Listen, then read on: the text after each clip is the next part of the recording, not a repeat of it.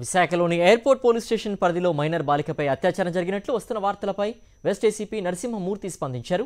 ఈ ఘటనకు సంబంధించి ఫిర్యాదు రాగానే కేసు నమోదు చేసి దిశ పోలీసులకు అప్పగించామన్నారు. ఈ కేసులో ఒకరిని అరెస్ట్ చేసి రిమాండ్కు తరలించామన్నారు వెస్ట్ ఏసీపీ.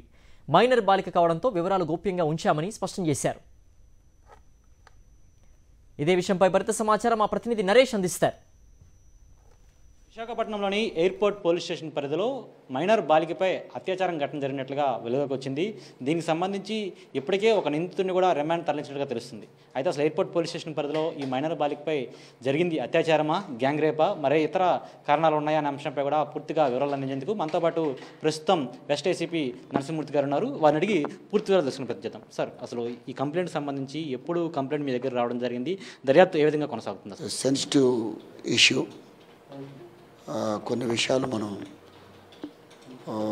దీన్ని బహిర్గతం చేయడానికి కొన్ని రకమైన చట్టంలో ప్రావిజన్స్ ఉన్నాయి. కాబట్టి ఎయిర్పోర్ట్ పోలీస్ స్టేషన్లో అయితే మొన్న ఒక కేసు నమోదు చేయబడింది.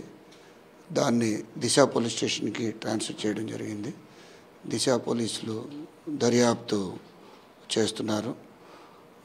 తదుపరి చర్యలు కూడా సాంకేతికపరమైన సాక్ష్యాలు, సంబంధిత వ్యక్తులను అదుపులో తీసుకోవడం, తదుపరి దర్యాప్తు అనేది దిశ పోలీసు వారు చేస్తున్నారు. కొన్ని చట్టపరమైన చర్యలు, కొన్ని టైం బౌండ్లో, కొన్ని ప్రత్యేక నిబంధనల కింద చేయాల్సిన పద్ధతుల్లో దిశ పోలీసులు దర్యాప్తు చేస్తున్నారు. అంటే ఈ కేసుకు సంబంధించి చూసుకుంటే ఎంతమందిని అరెస్ట్ చేశారు, రిమాండ్ని తరలించడం కూడా జరిగిందో, ఎంతమందిని రిమాండ్ తరలించారు? అదంతా కూడా పోక్సో కేసులో కాబట్టి దిశ పోలీస్ వాళ్ళు specialised, they are empowered to conduct investigation with certain guidelines by the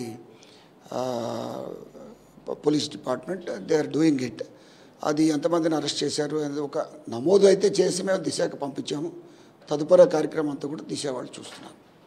right, ఇది పరిస్థితి పూర్తి స్థాయిలో అంటే ఎయిర్పోర్ట్ పోలీస్ స్టేషన్ పరిధిలో ఈ ఘటనకు సంబంధించి ఏసీపీ చెప్పిన మాటలు విన్నాము. కేసులో ఒక వ్యక్తిని అరెస్ట్ చేసి అతని రిమాండ్ కూడా తరలించడం జరిగింది. ఇక పూర్తి స్థాయిలో దర్యాప్తు జరుగుతుంది. ప్రస్తుతం బాధితురాలు కేజెస్లో ట్రీట్మెంట్ పొందుతుంది. మెడికల్ టెస్టులు కూడా నిర్వహిస్తున్నారు. మెడికల్ టెస్టులు, ఫోరెన్సిక్ ల్యాబ్ వచ్చిన రిపోర్ట్ తర్వాత కూడా ఇంకా అది దిశ పోలీసులు కూడా ఈ కేసుకు సంబంధించి ఒక అవగాహన వచ్చిన తర్వాత ఇంకా మిగిలిన కేసులో నిందితులు ఎవరైనా ఉన్నారా వారి కోసం కూడా గాలింపు చర్యలు కూడా చేపట్టే అవకాశం కనిపిస్తుంది.